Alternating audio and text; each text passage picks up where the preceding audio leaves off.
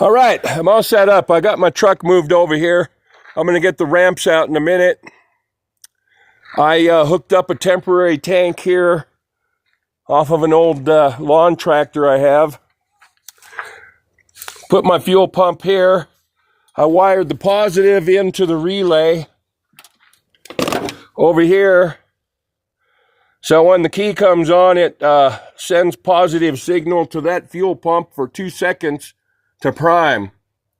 Then when the engine starts, it stays on 100% of the time. So it's just wired into the ignition switch. Got my ground here. Just ran some hose. I have about 30 or 40 feet of hose that I bought to put in a regulator. So I took the old pressure release valve off of this pressure test kit here, put in a nipple, tied my hose there. Because see, I'm still holding 70 psi, so the fuel pump itself acts like a check valve. The fuel can only go one way through that thing, and it will seep off. Because when it was running at about 97 psi. Now this fuel pump was rated at 120 psi maximum. And you would think in this little short run here, it would build up maximum, but it only goes to about 97. And that's still too high. I have a regulator I'm going to wire into this new system. I'm tired of dropping tanks and replacing that pump, and there's something terribly wrong.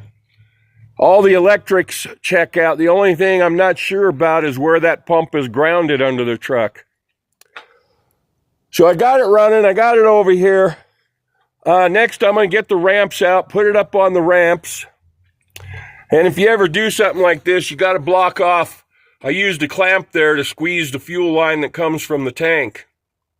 Because if you don't squeeze that off or block that off, pinch it off, whatever, then the fuel rail won't hold pressure, and all the fuel out of this tank goes into the main tank.